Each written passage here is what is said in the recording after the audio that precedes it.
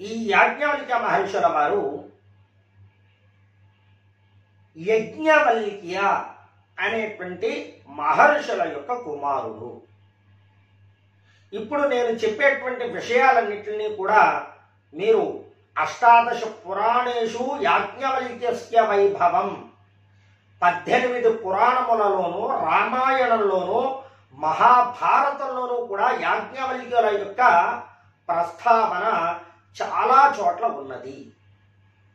మీరు చూసినట్లయితే శ్రీరామచంద్రులు వారు శుక్ల యజుర్వేదానికి సంబంధించినటువంటి వారు.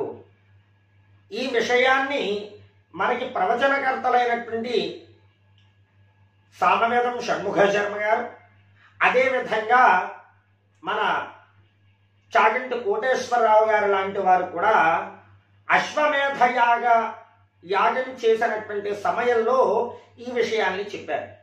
రాముడు శుక్ల యజుర్వేది, అందువలన సూర్యోదయ పూర్వమే ఈ యజ్ఞయాగాది క్రతువులు నిర్వహించేవారు, ఔపాసన కర్మని నిర్వహించేవారు అనేటువంటి విషయాన్ని వారు చెప్పడం జరిగినది. అంటే శ్రీరామచంద్రుల వారు కూడా శుక్ల యజుర్వేదానికి చెందినటువంటి వారు. దీంట్లో ఏ విధమైనటువంటి సంశయం లేదు.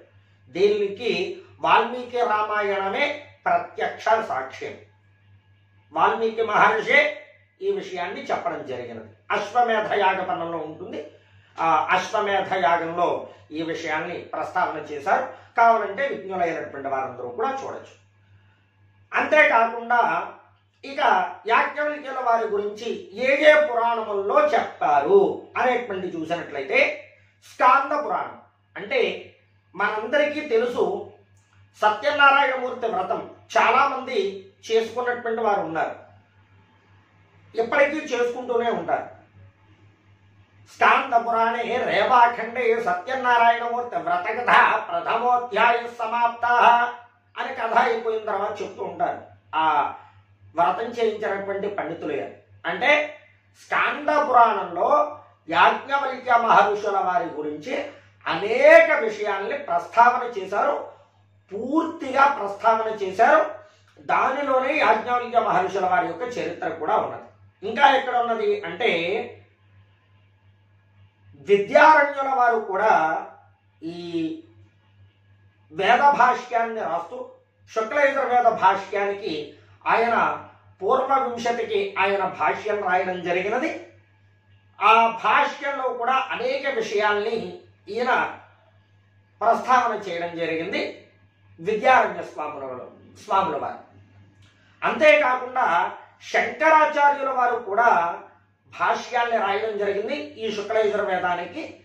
దీంట్లో శతపథ బ్రాహ్మణం, బృహదారణ్యకం, ఈశావాస్యం లాంటి అద్భుతమైనటువంటి ఉపనిషత్తులకు కూడా శంకరాచార్యుల వారు భాష్యములు రాశారు.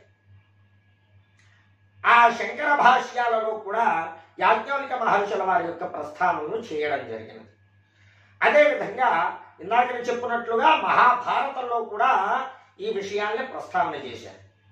అంతేకాకుండా ఈ విషయాల్ని బ్రహ్మాండ పురాణంలో, విష్ణు ధర్మోత్తర పురాణంలో, ఆదిత్య పురాణంలో, భాగవతంలో, వాయు పురాణంలో, విష్ణు పురాణంలో, కూర్మ పురాణంలో, వరాహ పురాణంలో కూడా ఈ విషయాలని యాజ్ఞవల్క్యుల వారి యొక్క వైభవాలని ప్రస్తావన చేయడం జరిగినది. ఇన్ని పురాణములను అంటే నేను కొంచెం తరచుగా ఇటువంటి యాజ్ఞవల్క్య మహర్షుల వారి మీద ఎవరో ఒకరు ఇటువంటి పిచ్చి ప్రాలాపనలు ప్రేరేటువంటి వారు ఉండడం కారణం చేత ఎంతో కాలంగా వింటున్నాను. ఈ వినడం ఏమిటి, ఈ విధమైనటువంటి అపప్రదగా మాట్లాడుతున్నారు అని చూస్తూ ఉన్నాను. అలా కొంచెం కొన్ని పుస్తకాలని తెప్పించుకోవడం జరిగినది దొరికిన మటుకు. దీనికి యాజ్ఞవల్క్య మహర్షుల వారు ఇప్పుడు మీరు ఒక రామాయణం గురించి తెలుసుకోవాలి అనుకోండి, వాల్మీకి మహర్షుల వారు రాసినటువంటి రామాయణం చదవాలి, అప్పుడు రామచరిత్ర మీకు బాగా తెలుస్తుంది. అదే భాగవతం తెలియాలనుకోండి, పోతన భాగవతము, వ్యాస భాగవతము చూడాలి. చూస్తే ఆ విష్ణు సంబంధమైనటువంటి విషయాలు తెలుస్తాయి. శివ సంబంధమైన విషయాలు తెలియాలి, శివపురాణం లాంటి గ్రంథాలు చదివితే అది బాగా తెలుస్తుంది. శివరహస్యం లాంటి గ్రంథాలు చదివితే ఇంకా ప్రస్ఫుటంగా మీకు అర్థమవుతుంది. అలా మీకు ఏ ఏ భగవానుడు గురించి మీరు తెలుసుకోవాలనుకుంటారో వారి యొక్క గ్రంథాన్ని మనం చదవవలసి వస్తుంది. అలా చదివినప్పుడు దానిలో ఉన్నటువంటి విషయాలన్నీ కూడా మనకి పూర్తిగా తేటతెల్లం అవుతాయి. ఇలా మనం ఈ మహర్షుల వారి గురించి తెలియాలి. ఇప్పుడు మీకు టీటీడీ ఉందనుకోండి, దాంట్లో కొన్ని ఋషుల చరిత్రలోని కొన్ని భాగాలుగా కశ్యపుడు అని, అత్రి అని ఇలా కొన్ని మహర్షుల యొక్క చరిత్రలను విడివిడిగా వేశారు ఆయన ఆ టీటీడీ వారు.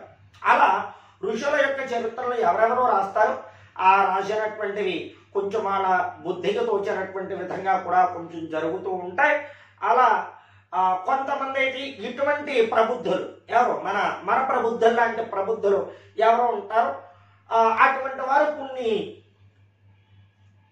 వ్యంగ్యంగా కొన్ని వైషమ్యంతో కూడుకున్నటువంటి వచనాలు వ్రాస్తూ ఉండవచ్చు గాక. అసలు మనం చూడాలి అంటే దీనికి ప్రమాణం ఏమిటి అంటే మనకి యాజ్ఞవల్క్య చరిత్ర అనేటువంటి చరిత్ర గ్రంథం ఒకటి ఉన్నది ఆ మహర్షుల వారిది. అది భాగవతుల లక్ష్మీపతి శాస్త్రి గారు అనేటువంటి ఆయన రాయడం జరిగినది. ఆయన ఈ మహర్షుల వారి యొక్క చరిత్రల మీద ఎన్నో విషయాల్ని, ఎన్నో పురాణాలని శోధించి, ఎన్నో బ్రాహ్మణాలను శోధించి, ఎన్నో ఉపనిషత్తులను శోధించి ఒక అద్భుతమైనటువంటి గ్రంథం రాశారు. ఈయనే కాకుండా ఇంకా చాలామంది ఈ యాజ్ఞవల్క్య మహర్షుల వారి యొక్క చరిత్రలను రాయడం జరిగినది. ఈ మధ్యకాలంలోనే ఇక్కడ చూసినట్లయితే ఇదిగోండి యాజ్ఞవల్క్య మహర్షి చరిత్ర, దీన్ని రీప్రింట్ చేశారు. ఇది పూర్వం 1933వ సంవత్సరంలో ఈ చరిత్ర పుస్తకం ఏదైతే ఉన్నదో అది ముద్రించబడినది. ఆ తర్వాత కాలంలో దీన్ని రీప్రింట్ కాదు, జెరాక్స్ రూపంలో దీన్ని అచ్చు వేశారు. అంతేకాకుండా ఇక మన దగ్గర చూసినట్లయితే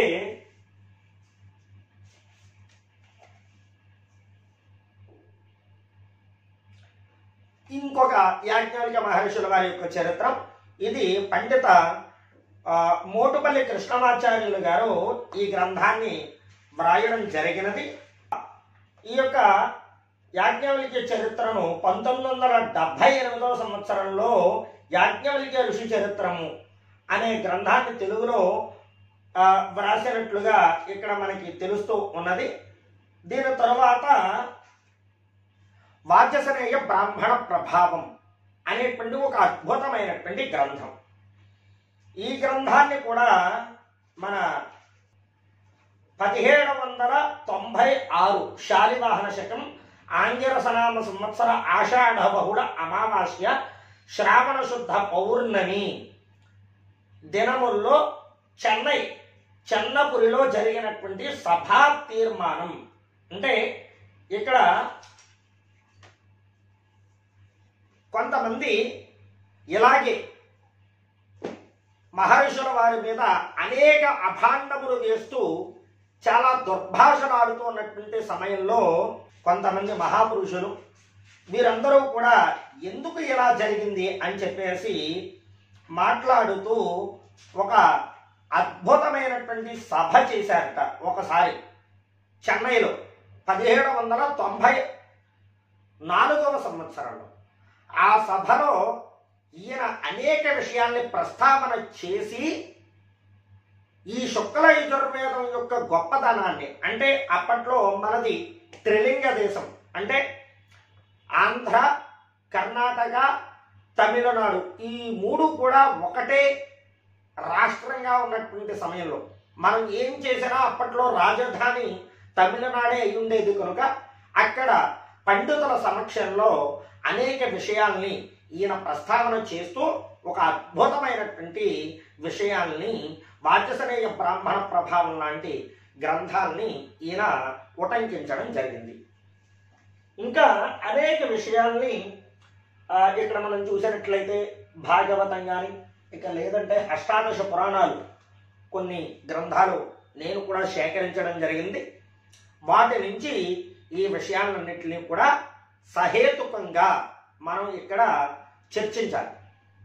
ఎందుకు ఇటువంటి పిచ్చి ప్రేలాపనలు ప్రేలుతున్నారు? అసలు ఏమిటి? నీకు వచ్చినటువంటి కష్టం ఏమిటి?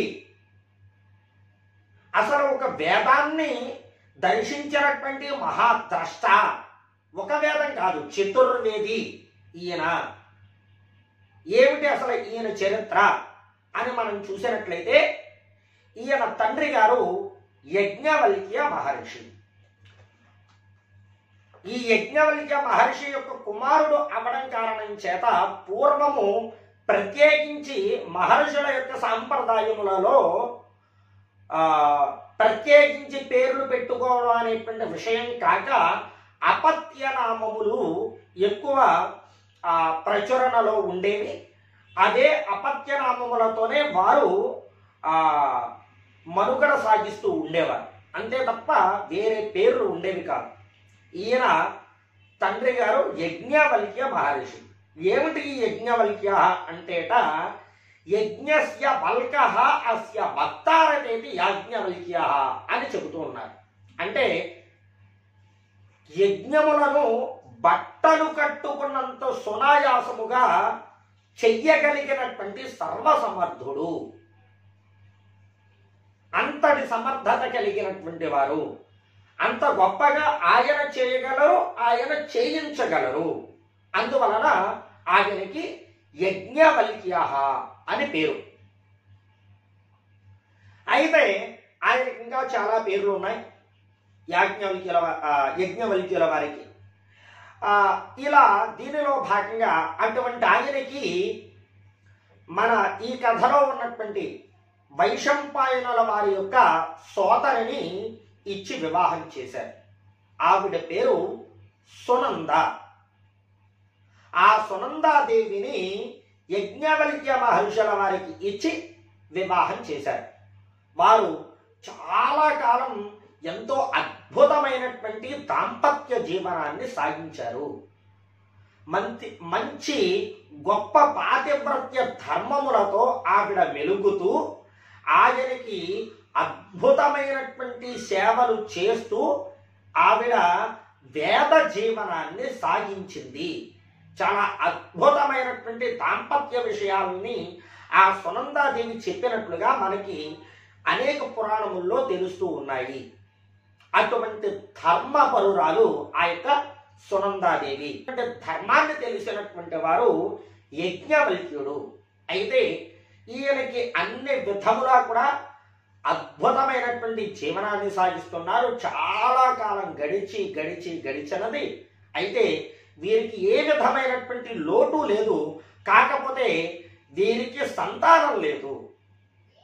సంతానం లేకపోవడం అనేటువంటిది అపుత్రస్య గతిర్నాస్తి అని చెప్పడం కారణం చేత సంతానం లేకపోతే పితృరుణాన్ని తీర్చుకోలేము.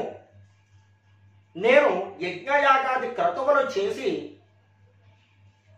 దైవ రుణాన్ని ఋషి రుణాన్ని కూడా తీర్చుకోవడం జరిగినది. కానీ పితృరుణం తీర్చుకోవాలి అంటే నాకు సంతానం ఖచ్చితంగా కలిగి తీరాలి. సంతానం మనం పొందనట్లయితే మనకి పితృరుణం అనేటువంటిది తీరదు అని ఆ సునంద యజ్ఞవల్క్యుల వారు ఒక రోజున అనుకున్నారు. అనుకున్నటువంటి సమయంలో ఏం చేయాలి అని చెప్పి తెలుసుకున్నటువంటి ఆ యజ్ఞవల్క్య మహర్షుల వారు కేదార క్షేత్రానికి, హిమాలయ పర్వతాలలో ఉన్నటువంటి కేదార్నాథ్, ఇప్పుడు కేదార ప్రాంతంలో అద్భుతమైనటువంటి తపస్సు చేసినట్లుగా 5 సంవత్సరముల కాలం దివ్యమైనటువంటి తపస్సు చేశారట యజ్ఞవల్క్య మహర్షుల వారు. అలా తపస్సు చేయడం కారణం చేత పరమేశ్వరుడు ప్రత్యక్షమై నీకు అద్భుతమైనటువంటి బ్రహ్మవేత్త అయినటువంటి కుమారుడు పుడతాడు అని ఒక పురాణంలో ఉన్నట్లయితే మరి ఒక పురాణంలో హయగ్రీవ స్వామి వారు ప్రత్యక్షమైతే యజ్ఞవల్క్యుల వారికి ఏమి వరం కావాలో కోరుకోమని ఆయన అడిగితే అప్పుడు నీ అంతటి అద్భుతమైనటువంటి పాండిత్యము కలిగిన, జ్ఞానము కలిగిన, విద్యలు కలిగిన ఒక పుత్రుణ్ణి నాకు ప్రసాదించు అని హయగ్రీవ స్వామి వారిని ప్రార్థిస్తే ఈ విషయం మనకి వరాహ పురాణంలో తెలుస్తూ ఉన్నది. ప్రార్థిస్తే అప్పుడు హయగ్రీవ స్వామి వారు, నేనే నీకు పుత్రుడనై పుడతాను, కాకపోతే నా బోటి వాడు ఇంకొకడు ఉండడు, కాకపోతే నీవు ఇలా అడిగావు కనుక ప్రస్తుత కాలంలో ఈ వైదిక కర్మయే ప్రధానముగా జీవనం జరుగుతూ ఉన్నది, జ్ఞాన ప్రధానముగా జీవనం జరగడం లేదు కనుక ఈ బ్రహ్మతత్వాన్ని నిరూపణ చేసే బ్రహ్మేష్ట అయినటువంటి, బ్రహ్మవేత్త అయినటువంటి కుమారునిగా నేనే ప్రభవిస్తాను అని హయగ్రీవ స్వామి వారు ఆ యజ్ఞవల్క్య మహర్షుల వారికి వరం ఇచ్చారు. అంటే హయగ్రీవ స్వామి వారంటే ఎవరు? సాక్షాత్తు విష్ణు అవతారం. ఎందుకు ఆయన వ్యక్తమయ్యారు ఆ అవతార విషయంలో అంటే, సోమకాసురుడు అనేటువంటి రాక్షసుడు వేదాన్ని అపహరించినటువంటి సమయంలో ఆ వేదాన్ని రక్షించడం కోసం అవతరించినటువంటి ఒక దివ్యావతారం హయగ్రీవుడు. ఎందుకు ఈయన తపస్సు చేశారు అంటే, ఒక అద్భుతమైనటువంటి వేదవేత్త అయినటువంటి, బ్రహ్మవేత్త అయినటువంటి, సర్వజ్ఞానవంతమైనటువంటి కుమారుడు కలగాలి అని తపస్సు ఆ విష్ణువుని కొరకు, అటువంటి వారి కొరకు ఆయన తపస్సు చేశారు కనుక సాక్షాత్తు ఆ హయగ్రీవ స్వామి వారే ఈ యజ్ఞవల్క్యుల వారి యొక్క సంతానముగా ఆయన బలసినారు.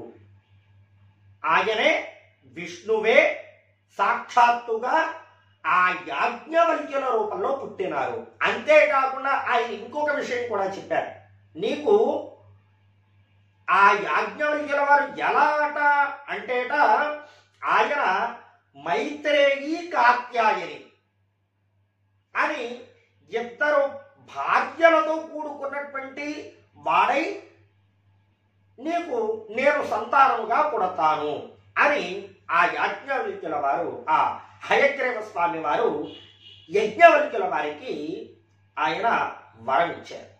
ఆయన తపస్సు పూర్తి చేసుకుని బయలుదేరి చమత్కారపురం అనేటువంటి పురం, వీరు ఉన్నటువంటి ప్రాంతం, అది ఇప్పుడు రాజస్థాన్కి సమీపంలో ఉన్నట్లుగా మనకి కొన్ని గ్రంథాలలో తెలుస్తూ ఉన్నది.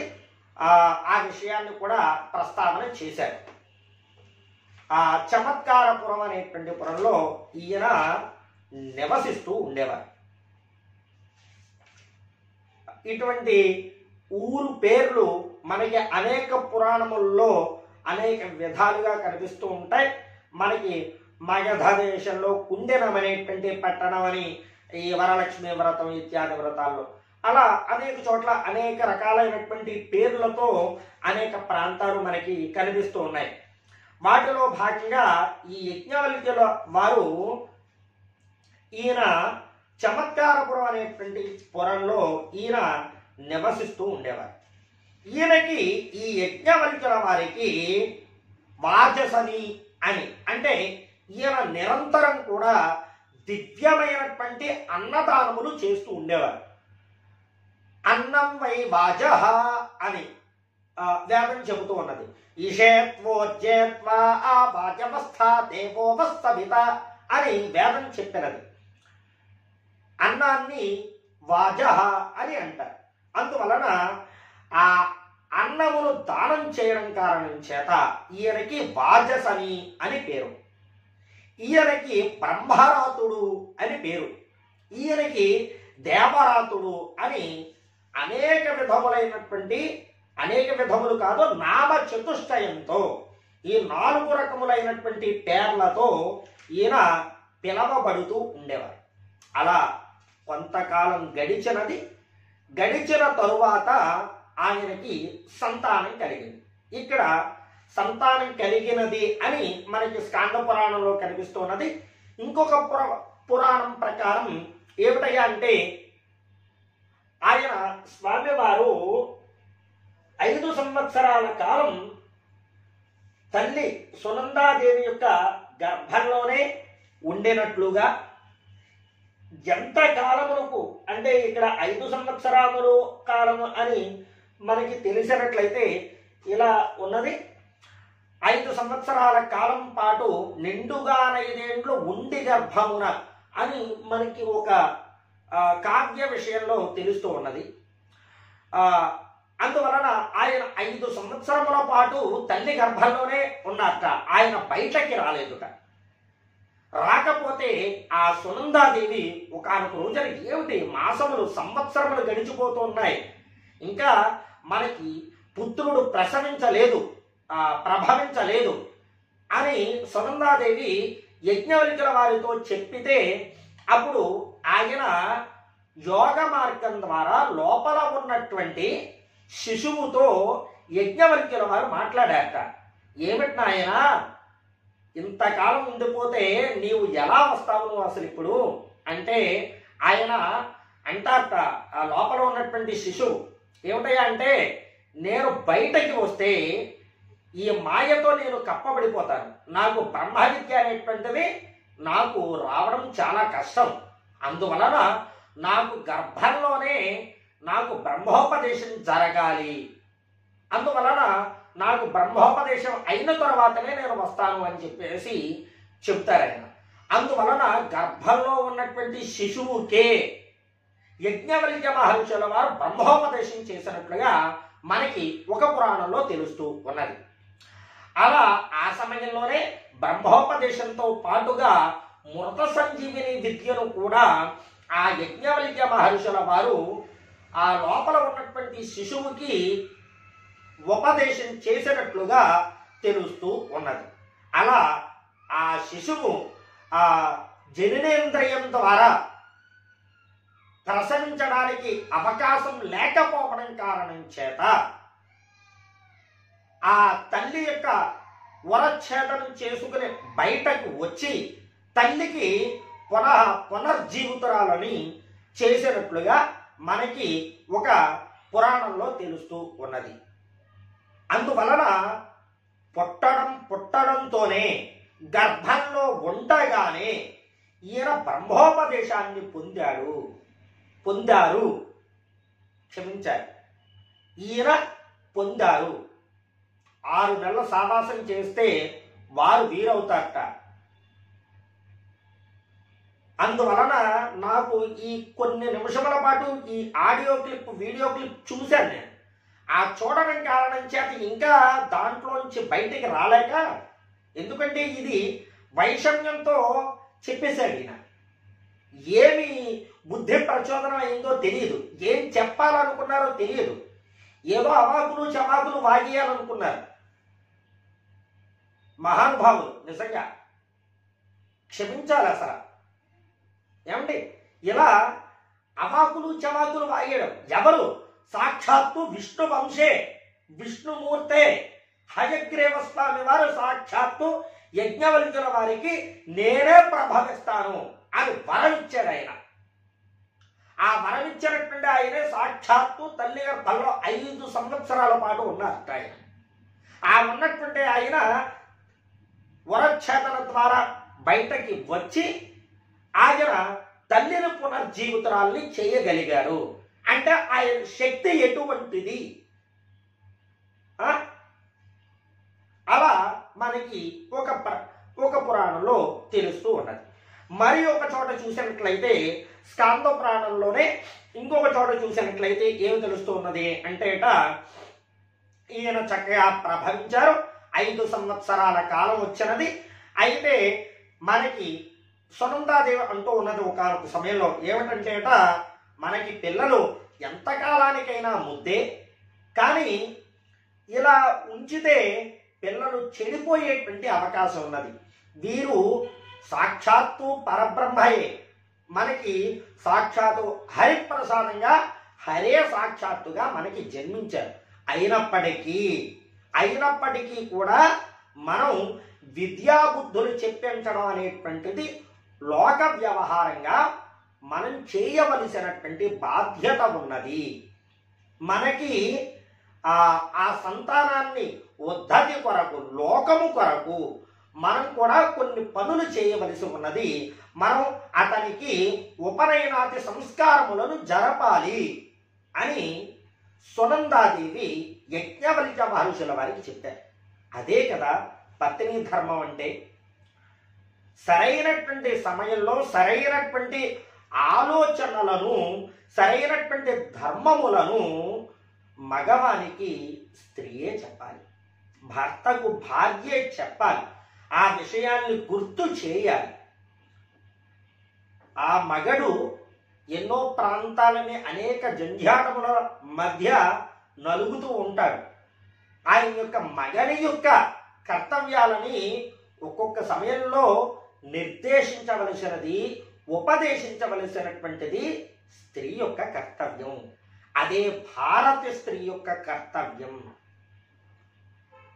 అలాగే కదా మరి రాముడు సాక్షాత్తు శ్రీమన్నారాయణుడే అయినప్పటికీ కూడా రాముడు వేదములన్నిటినీ అభ్యాసం చేసినట్లుగా కృష్ణుడు సాక్షాత్తు నారాయణుడే, ఆయన కూడా వేదాధ్యయనము ఇత్యాదులన్నీ చేసినట్లుగా మనకి తెలుస్తూ ఉన్నది కదా. అందువలన ఈయనకి కూడా ఉపనయనాది సంస్కారములు జరపవలసి ఉన్నది అని చెప్పిన తోడ ఆ యజ్ఞవల్క్య మహర్షుల వారు అంటూ ఉన్నారట, నీవు చెప్పినటువంటిది సరైనటువంటి సమయంలో సరైన విషయాన్ని నీవు ప్రస్తావన చేశావు. అయినప్పటికీ కూడా ఇప్పుడు బాలకునకు 5 సంవత్సరముల కాలం కనుక కొంతకాలం వేచి ఉండవలసి ఉన్నది. 8 సంవత్సరాల వయస్సులో మనం ఉపనయన కర్మను ఆచరించాలి. అందువలన ఇప్పుడు ముందు మనం 5వ సంవత్సరం కనుక ఇప్పుడు అక్షరాభ్యాసాన్ని కనుక చేసినట్లయితే అప్పుడు 8వ సంవత్సరంలో ఉపనయనం చేద్దాం అని యజ్ఞవల్క్య మహర్షుల వారు అక్కడ ప్రస్తావన చేస్తారు. అప్పుడు ఆ సునందాదేవి అంటుంది, ఏమిటండి, ఆయన సాక్షాత్తు ఈ బ్రహ్మజ్ఞానమును ప్రతిష్ఠ చేయడానికి, తత్వ నిరూపణ చేయడానికి పుట్టినటువంటి శిశువుకు కూడా, ఆ హరికి కూడా, సాక్షాత్తు ఈశ్వరునికి కూడా మీరు అక్షరాభ్యాసం అంటారే ఏమిటి అంటే తప్పు అయినప్పటికీ లోకంలో ఉత్తములు దేనిని ఆచరిస్తారో లోకులందరూ కూడా అదే చేస్తారు. కనుక ఇది చేయడం తప్పు కాదు. మనం లోకుల విషయంలో ఎంతటి గొప్పవారే ఆచరించారే అంటే మనం కూడా చేసి తీరాలి అనేటువంటి కర్తవ్యాన్ని ఇక్కడ తెలియచేస్తూ ఉంది. కనుక ఈయనకి మనం అక్షరాభ్యాసం చేయాలి అని చెప్పేసి చెబుతారు ఆ యజ్ఞవల్క్యుల వారు. అప్పుడు ఆ యజ్ఞవల్క్య మహర్షుల వారు అక్షరాభ్యాసాన్ని చేసి ఆ తరువాత కాలంలో ఆ సమీపించిన తరువాత చక్కగా మంచి అద్భుతమైనటువంటి గురువు సమీపానికి ఉప ఆనయనం అంటారు దీనిని. అంటే ఉపనయనం అనేటువంటి సంస్కారం దేనికి అంటేట విద్యను నేర్చుకోవడానికి ఉపనయన సంస్కారం. ఆ ఉపనయన సంస్కారం అంటే ఏమిటి అంటే గురువుల దగ్గరికి పంపించడం. ఇంకా సులభంగా అర్థం అవ్వాలండి, నాయనా నేను నీకు బ్రహ్మోపదేశం మాత్రమే నేను నీకు చేయగలను. ఎందుకోసం అంటే నా వయస్సు చాలా మీరినది. అందువలన నేను నీకు ఏ విధమైనటువంటి విద్యలను ఇంకా నేర్పలేను. కనుక నీవు భాస్కరాది మహర్షుల దగ్గరకు వెళ్ళి నువ్వు వేదాధ్యయనములు, శాస్త్రాధ్యయనములు ఇత్యాదులన్నీ కూడా నీవు చేయి అని చెప్పి ఆ యొక్క యజ్ఞవల్క్య మహర్షుల వారు ఆయనకి చెప్పారు, యాజ్ఞవల్క్యుల వారికి. ఈ విధంగా చెప్పేసరికి తల్లి అయినటువంటి సునందాదేవి కూడా చక్కగా ఆ బాలకుణ్ణి చంకన వేసుకున్నట్లుగా అంటే ఎత్తుకున్నట్లుగా ఆ ఎత్తుకుని ఉండగా ఈ మాటలు యజ్ఞవల్క్య మహర్షుల వారితో ప్రస్తావన చేస్తూ ఉన్నట్లుగా తెలుస్తూ ఉన్నది. అక్కడ యజ్ఞవల్క్యుడు ఆ తల్లి అయిన యాజ్ఞవల్క్య మహర్షుల వారు ఆ తల్లి అయినటువంటి సునందాదేవి అమ్మగారితో ఇలా అందిట, అన్నట్ట, అమ్మా దేవదేవుడన ఎవరు, అతడు ఎచ్చడుండును, నాకది ఎల్లను చెప్పుము అని యాజ్ఞవల్క్య మహర్షుల వారు సునంద అమ్మగారిని అడిగారు. నాయన, ఆత్మవిధులకు మాత్రమే గోచరించుచు దేశకాల వస్తు పరిచ్ఛేద రహితుడై యుండువాడు మాకు తండ్రి అయి ఎచ్చటనే ఉన్నాడు. అంటే ఎవరిని ఉద్దేశించి అన్నది అంటే యాజ్ఞవల్క్యుల వారిని ఉద్దేశించి తల్లి అన్నది. ఎచ్చటనే ఉన్నాడు, ఎచ్చట ఉన్నాడు అంటే ఆవిడ చంకన ఉన్నాడు, అంటే ఎత్తుకుని ఉన్నాడు. అంతటా యాజ్ఞవల్క్య మహర్షుల వారు అంటున్నారట, అంతటా నిండి ఉన్నవాడు ఒక్క రూపమును దాల్చి ఉండనేలా అని చెప్పి ఆ శిశువు అంటున్నారు ఆ తల్లితో అంతటా ఉన్నటువంటి వాడు ఒక రూపాన్ని ధరించి ఎక్కడ ఉండడం ఏమిటి అని చెప్పేసి అన్నారు. అంటే ఇది 5 సంవత్సరాల కాలంలో జరిగినటువంటి తల్లికి కుమారునికి మధ్య జరిగినటువంటి సంభాషణ. ఏమిటి? ఎవరి గురించి? దైవం గురించి. అంటే 5 సంవత్సరాల కాలంలో అంతటి జ్ఞానం ఎలా తెలుస్తుంది? అట్లు సుతుండు పలికిన పలుకులకు సునంద బట్టరాని సంతోషముతో ఆ యాజ్ఞవల్క్యుని ముద్దాడి చంక నిండుకొని ఇట్లనియను, సునంద, నాయన, లోకాజ్ఞానాంధకార మండప మహాభాగ్యము గల మాకు జ్ఞాన సూర్యుడై ఉదయించి ఇచ్చట ఉన్నాడని చెప్పుటకేమి తండ్రి, నిజముగా నీవే ఆ సర్వేశ్వరుడవు. అట్లు సునంద సంభాషణ అందరి అర్థమును బట్టి చూడ ఎల్లవారులకు ముందా పాపడు పలికిన పలుకులు ఎల్లను తొలు పలుకులకు అగునని తోపక మానదు అని దీంట్లో చెప్పారు. అంటే చూసారా, ఆ బిడ్డడు అంటే ఆ మహర్షుల వారికి పుట్టడంతోనే జ్ఞానవంతుడు అనేటువంటి విషయాన్ని ఇక్కడ మనకి తేట తెల్లముగా తెలుస్తూ ఉన్నది.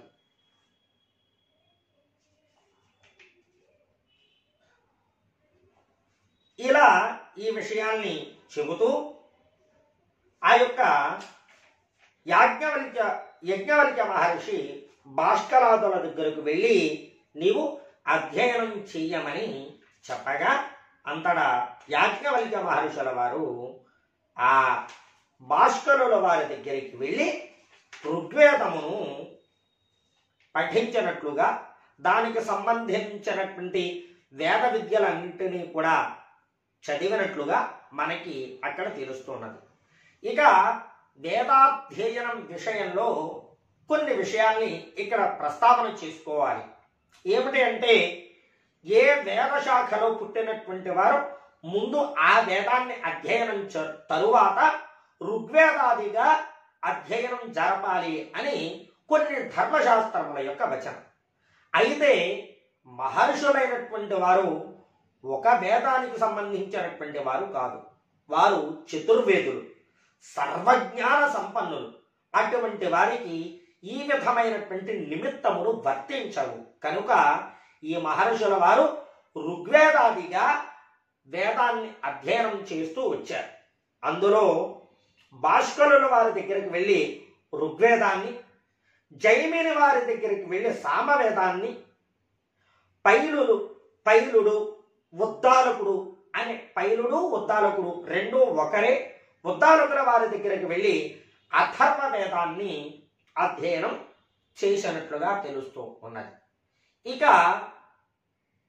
ఋగ్వేదం తర్వాత యజుర్వేదం, ఈ యజుర్వేదాన్ని చివరిగా అధ్యయనం చేస్తూ ఉన్నట్లుగా తెలుస్తూ ఉన్నది. ఎందుకు అంటే ఆ యజుర్వేదం వైశంపాయనుల వారి దగ్గర ఉన్నది, శాకల్యుల వారి దగ్గర ఉన్నది. ఆయనే శాకల్యుడు. వైశంపాయనునికి మరి ఒక నామం శాకల్యుల వారు. ఆ యొక్క శాకల్యుల వారు సాక్షాత్తు మేనమామ అవడం కారణం చేత ఎంత విద్యే కదా అని ఆఖరిగా నేర్చుకున్నట్లుగా మనకి తెలుస్తూ ఉన్నది.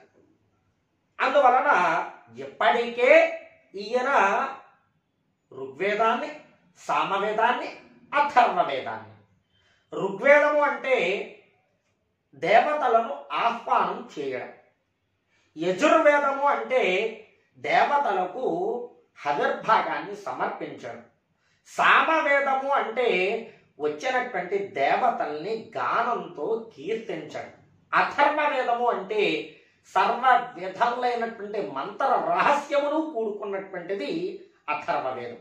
అయితే వేదములకు త్రయి అని పేరు.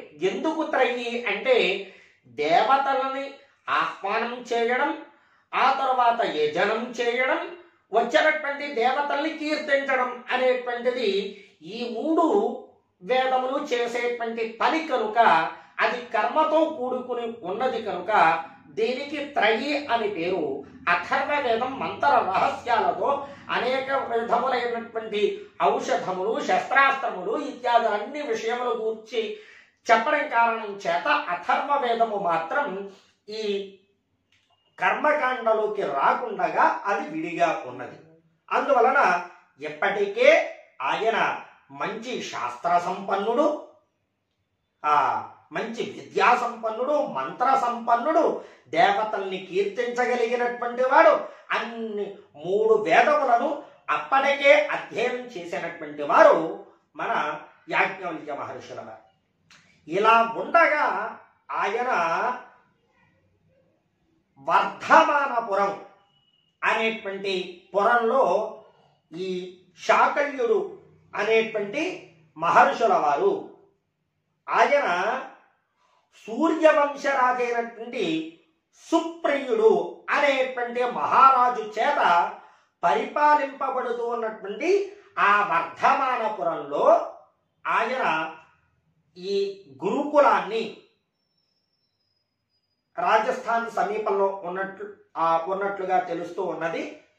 ఆ గురుకులంలో ఆయన అధ్యయనం, గురుకులాన్ని ఏర్పరిచి అక్కడే శిష్య ప్రశిష్యాదులందరికీ కూడా వేదములను, శాస్త్రములను ఆయన చెబుతూ ఉన్నట్లుగా తెలుస్తూ ఉన్నది. ఇది యాజ్ఞవల్క్య మహర్షుల వారి యొక్క వైశంపాయనుల వారి గురుకులంలో శిష్య ఆవాస ప్రారంభం.